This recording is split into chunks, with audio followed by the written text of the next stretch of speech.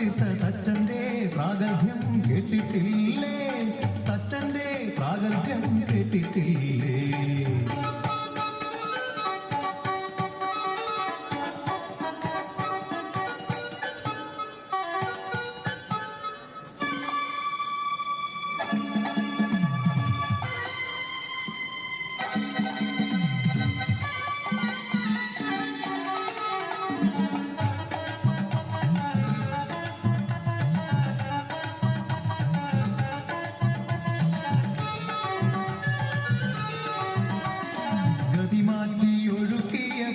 കടന്നെത്തുവാൻ വലിയൊരു മരപ്പാലം തീർത്തു തച്ചൻ.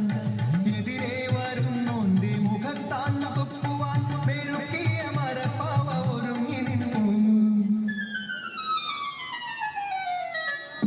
പെരുന്തച്ചൻ ഒരുക്കിയ മരപ്പാവ ഒരു ദിനം അടിയേറ്റു പതിതനായി വീണുപോയി.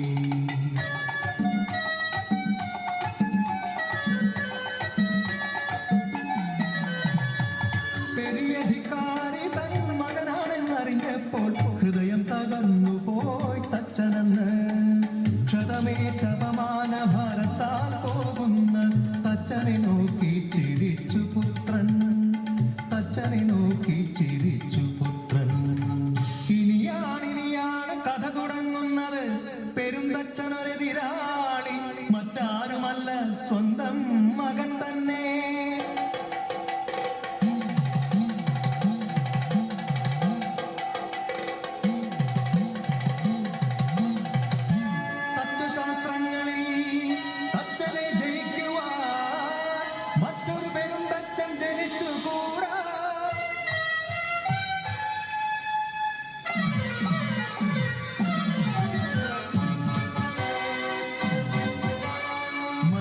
നിറഞ്ഞൊര കൊടിയ പകയോടെ തച്ചൻ പരന്നോക്കി കാത്തിരുന്നു.